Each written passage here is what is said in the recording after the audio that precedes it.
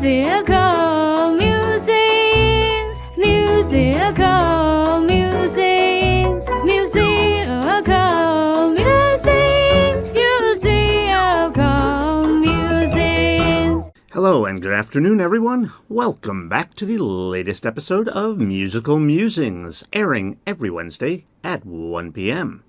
We broadcast this program to you from Rajamachan, University of Technology, Peranakan, and I'll be bringing this program to you in two parts.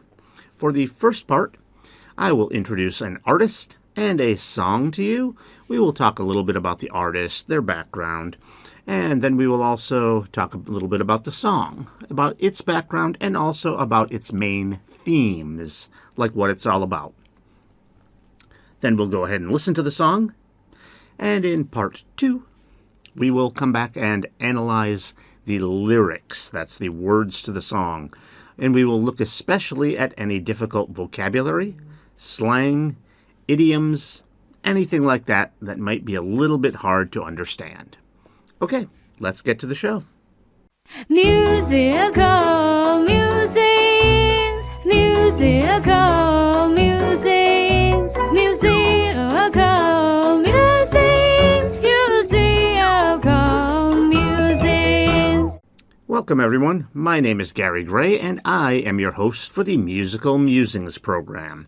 I'm an American English teacher here in Thailand, teaching at, right here, Rajamachan University of Technology, Peranakan. I have been teaching here for over 8 years as of this recording. Today is actually the last day of our semester, so it is now about 8.5 years that I've been teaching here. So almost going on 9 years here. So I've been here quite a long time. And of course, as I mentioned, I am an English teacher. I think I mentioned that. Sometimes in my classroom, I do like to incorporate music. I talk about this on a lot of my episodes, not all of them. It depends how we are for time. I think today's episode looks a little bit short based on the information about the song and the lyrics in the song. The lyrics repeat a lot, so there's not going to be a whole lot to discuss in the lyrics. So one thing I want to point out is why I incorporate music into my classroom. Some people, I have heard, actually criticize that. It's too much fun. They're supposed to be learning. Too much fun. Well, first of all, a little bit of fun in the classroom is okay. You know, it keeps your students' attention. But the other thing is, it actually is helpful for learning English. If we just use our textbooks and we follow along with everything in the textbook, besides being really boring, let's forget about that. The textbook has what we're supposed to learn, right? Right? Let's forget about the fact that it's boring. The textbook has our material that we're supposed to learn for the semester. The problem is, you're learning a language so you can communicate. Most textbooks, especially for fairly early learners, which is a lot of what I'm teaching here, not always. Not always. We have some English major students that I'm teaching who are a little more advanced. But I do teach some general English classes to students who are not even studying English. So their English level might be a little bit lower. And so what is usually not taught is things like idioms or slang or colloquialisms. A colloquialism is just kind of how we speak normally. And that might even include some idioms. And that's how we talk. We use idioms. We use slang when we talk normally. So if you're learning a language in order to communicate, you need to learn those things as well. Now, there may be some slang that we don't teach in the classroom. You know, a lot of bad words are slang, so I'm not going to teach my students that. But there's plenty of slang words, lots of idioms that we can teach. And again, the textbook is usually not going to teach them. They're not going to teach the students that. That's not going to be included in the textbook. So how do you teach it? Well, sometimes I'll give them lists of idioms and we'll do certain things with that. But another way is just through cultural media, whether that be movies or TV programs or music. I'm not usually showing movies in the classroom. I do it on rare occasions because they take up too much time. You lose basically the entire class period with a movie. Television programs, I guess, could work. I don't tend to use those very often either. I can't say I never have. I can think of a few where I have. But music is really easy because it tends to be short. One song is usually between 2 and 5 minutes long. There are some longer songs. I don't think there's many songs that are shorter than 2 minutes. Most of them are like 2.5 minutes to 4 minutes, generally. That's kind of the normal length. There are some longer songs, but generally you're talking about 2 to 5 minutes. It works perfectly. It works perfectly. Songs are a great tool to use in the classroom. Okay, so enough about that. Let's talk about what we're doing today. On today's episode, we are going to be doing the song You're No Good, sung by Linda Ronstadt. All right, so first of all, let's talk a little bit about Linda Ronstadt. She was born in 1946 in Tucson, Arizona. Tucson. Tucson. I know that's kind of weird, right? We don't pronounce the C there. It's Tucson. Tucson, Arizona. In case you don't know, you're not very familiar with geography of the United States. Arizona is in the United States, so she is from the United States. She is generally considered to be a country music artist, but she really crosses a lot of genres. I talk about this almost every week, about how I don't even really like talking about genres, because a lot of artists do this. They will either sing different genres, or they might even combine multiple genres into one song. For example, she's also fairly well known for being a country rock singer. Well, what's country rock? Obviously, you're combining country music and rock music. So she does some country rock, she does some pop, she does a lot of different, she does soft rock as well. I mean, that's still part of rock and roll. That's still part of rock, but it's a little bit softer. So she does a lot of different genres and even combines them together. Like I said, she's country rock. But I think she's mostly thought of as kind of leaning towards the countryside, being a country singer. At least when I grew up, because I'm kind of old. I remember when she was popular, even though she was born in 1946, so she's getting pretty old now. I'm not that young myself. So she's a lot older than I am, of course, but when I was a kid growing up, she was kind of a young to middle-aged adult. So that was the height of her career. So I'm very familiar with her. And at least within my circle of people who would talk about her, we would kind of think of her mostly as being country. So I think that's how she's mostly viewed, as a country singer. But, again, there's so much crossover here that she actually was inducted into the Rock and Roll Hall of Fame in 2014. So clearly, she extends over into rock. And like I said, she was pretty popular in country rock. And she also does soft rock. So she is considered a rock singer as well.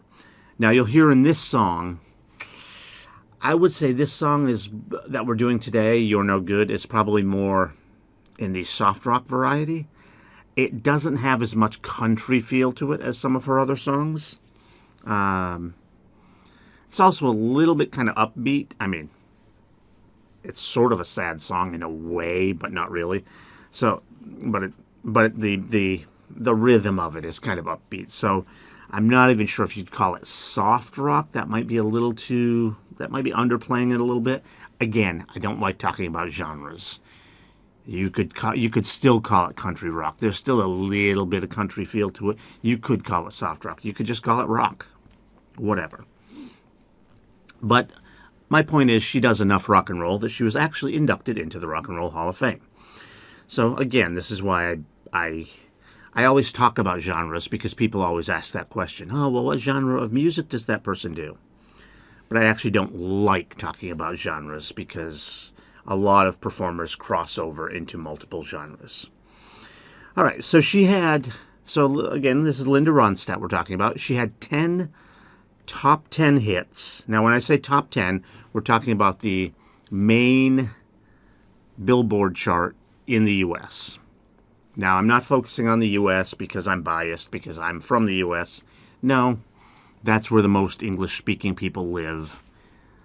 So that's kind of the biggest market for music, for English language music. And that's why I focus on that. And that's also why I mainly am only looking at the main chart. When I say the main chart, they break it down into other charts as well. They'll list the top R&B songs. That's rhythm and blues. They'll list the top R&B songs. They'll list the top contemporary songs. They have different lists, but they have one main list called the Hot 100. These are the top 100 songs. They come out with it every week. So she has 10 songs that have made that list, which is quite a lot. We have not seen too many groups with that many top 10 songs. It's interesting because most of these songs she did not write herself. In fact, I'll be honest with you, I'm not sure if she wrote any of them. I'm guessing she did. I didn't go through her entire catalog and see which ones she wrote. I know she did not write the song that we're doing today. I usually prefer to do songs that performers themselves wrote. Over the last several weeks of our show, we've kind of gotten away from that a little bit, and today we're getting away from that. But I almost have no choice with some of these artists. They didn't write any of their own songs, or most of them. So this is not going to be a song that she wrote. But I mentioned that because it's very interesting that she still gets 10 top 10 hits with songs that other people wrote. So she's basically just singing songs that are either covers, in other words, previously performed by someone else, which is what this song is. It's effectively just a cover. She's covering. Usually cover songs don't do that well.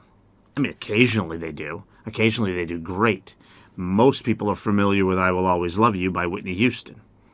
Well, that's a cover of a Dolly Parton song, and I'm not sure, but Dolly Parton might have covered it from someone else. So that's a cover song. One of the biggest songs ever. I personally actually don't like Whitney Houston's version of it. I might be the only person in the world to say that, but I don't. But usually cover songs don't do that great. But this is one. All right? So again, 10 top 10 hits, really big deal for a singer like this. So she's really just getting there on her singing talent. That's it. So very good singer. Okay, so in terms of her history, just a little bit about that. She started in the mid-'60s as the lead singer of the Stone Ponies. I should point out that she did start performing earlier than that with her siblings. I believe as early as the 1950s, when she was still quite young, because she was born in 1946. I don't remember the exact date on that, but I believe it was in the 1950s. So she was still a child, and she was performing with her siblings. But this was her beginning of her professional career in the mid-'60s as the lead singer of the Stone Ponies. Now, she didn't stay with them for very long until she decided to go solo. In fact, her first solo album was in the late 1960s, 1969. All right, so that's kind of her history, just a little touch of her history there. And ever since then, she's continued to perform, still performing today. She's getting pretty old. She's 79. I'm guessing, I don't know, I haven't looked at her concert schedule, her tour schedule. Maybe she's tremendously healthy and still tours a whole lot. My guess is, at that age, she's probably slowed down a little bit, probably doesn't do as many performances, but she does still do performances. She is still performing at the age of 79. All right, so again, the song we're doing today is You're No Good. Now I mentioned that she had 10 top 10 hits, and it's really a big deal. This was her number one hit, and it hit number one. This is her biggest hit ever. It hit number one.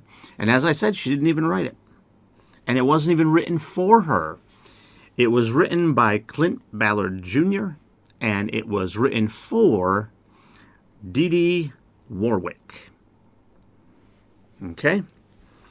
And by the way, in case anyone is familiar with old American music, you may see that name, Dee Dee Warwick, and think, is that any relation to Dionne Warwick? Same first initials, same last name? I didn't look that up, but I assume not. And the reason I assume not is because Dionne Warwick's last name is not Warwick. It was spelled wrong on the album, and she just went with it and kept it. I believe her last name is Warwick, not Warwick. So I'm presuming Dee Dee Warwick is not related. Okay, so it was written in 1963.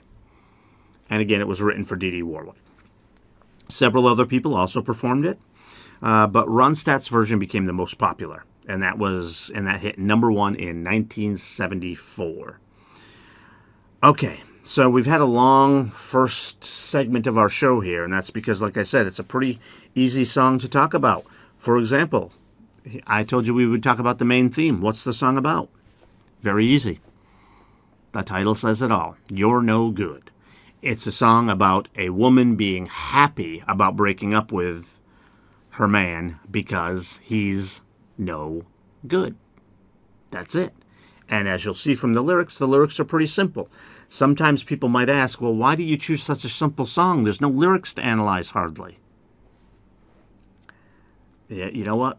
That may be true, but sometimes we just got to go with a good song. This is her number 1 song. This is the song we're going with for Linda Ronstadt. I try not to repeat performers. We've done that a few times, but not very often. And so this is our first time doing Linda Ronstadt.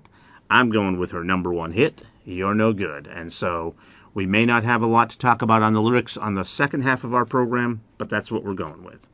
All right, so let's get to the song. For those of you who are watching on YouTube, as always, we cannot embed the video, so we give you a link in the upper right. Please click on that. When the song's over, you can click back over here to get to the second half of the program. But for anyone listening any other way, radio, streaming, obviously we're a radio station. We can play the music itself, so you should be able to listen just fine. All right, let's get to the song. Musical musings, musical musings, musical musings, musical musings. Welcome back, everyone. All right, so that's a song about being happy with a breakup. That's probably why the song is a little bit upbeat. It seems like a sad song because you have a breakup, you're saying the other person's no good. Yeah, it seems like a sad song, right? But it's about kind of feeling good about the fact that that person's gone because they are no good. All right, so let's get to the lyrics. Feeling better now that we're through. Saying we're through means that you're done with someone. That's what that saying means, we're through. Feeling better because I'm over you. Being over someone means that you don't care about them anymore. It doesn't mean like the word over means above, kind of. No, it means when you say you're over someone, it means you're done caring about them. You don't care anymore. I learned my lesson. It left a scar. Now I see how you really are. So when you say you learned your lesson, it doesn't mean a lesson like in school. It means like a lesson that life taught you. You learned something from your experience. So I learned a lesson. It left a scar. Obviously, we don't mean this literally. A scar is like when your skin doesn't heal all the way and you have a mark left after you've cut yourself. You have a mark left. That's a scar. Obviously, that's not what we're talking about here. We're talking about a relationship. So what she means is she still kind of feels some hurt or some pain, or he left his mark on her, and it's not good. Like it didn't heal completely, like a cut. You end up with a scar. It hasn't healed completely. Okay, now I see how you really are. To say you see how someone really is, you usually use that. I mean, you can understand that on its own, but we usually use that in a way that's negative. In other words, if I say I can see who you really are now, it means you were pretending to be someone good and you weren't. And I can see that now. We usually use that negatively. You could use it positively. Sometimes there are people who are, maybe because they're sad or something, they just seem miserable all the time, but they really have a good heart. So you could say, you could say when they start doing good things and you see that, you can say, oh, I see how you really are now. And you could use it in a good way, but usually we use it in a bad way. Okay, now we get to the chorus. You're no good, you're no good, you're no good, baby, you're no good. I'm going to say it again. You're no good, you're no good, you're no good, baby, you're no good. We don't have anything to talk about with the chorus, right? It's as simple as that. All right, so then we get to this is what I said. There's not a lot to talk about with the lyrics here. We get to the second verse. I broke a heart that's gentle and true. Well, I broke a heart over someone like you. I'll beg his forgiveness on bended knee. I wouldn't blame him if he said to me. Okay, if he said to me what? Well, then we're going to have the chorus again. Okay, so let's explain this. So it sounds like she left someone else that she was with to be with this guy. So she's kind of mad at herself as well. She broke a heart. In other words, she broke up with someone and made that person sad. She broke a heart that's gentle and true. So that person that she left was gentle and true. So a good person. Well, I broke a heart over someone like you. In other words, she broke that heart to be with this other guy.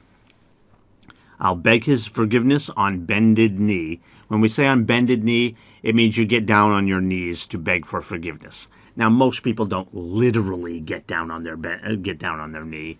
It's a saying we have, and I suppose some people probably occasionally do get down on their knees.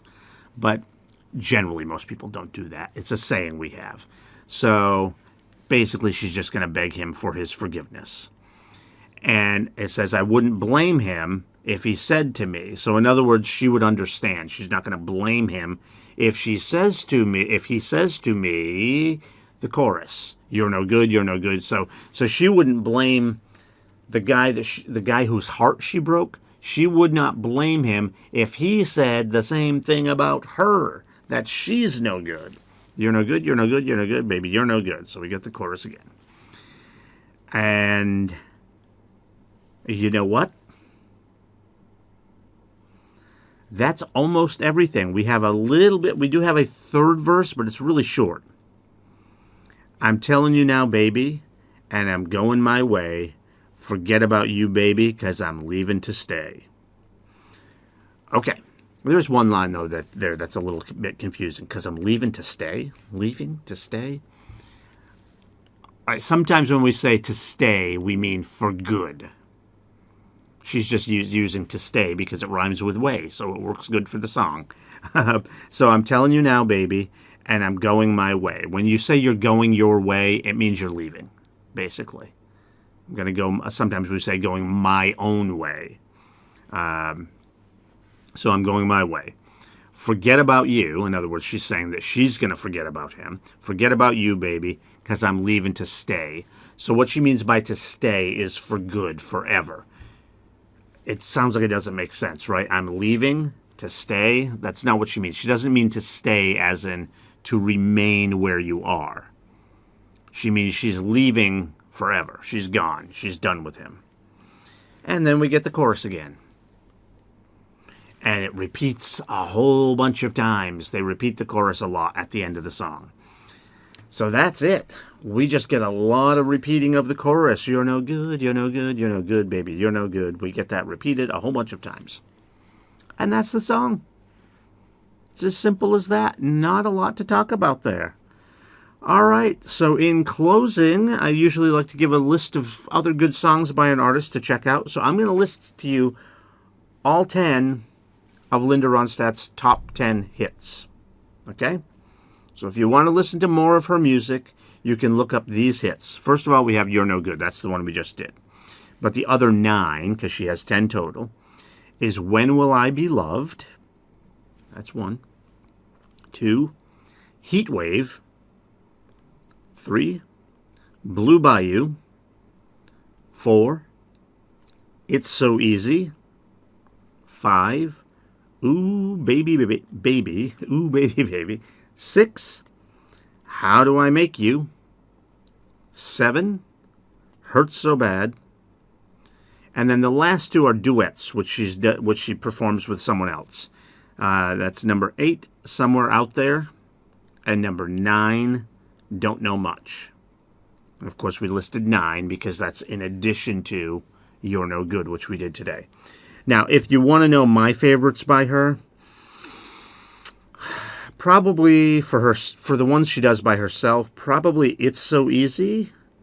Well, You're No Good is my favorite one, but It's So Easy I like as well. But I think my favorite one, other than maybe You're No Good, is Don't Know Much, and that one is a duet. She sings that with someone else. But the harmonizing in Don't Know Much is really good. So that's a good song. That might be one I'd recommend to you, is listen to Don't Know Much. All right, so that is it.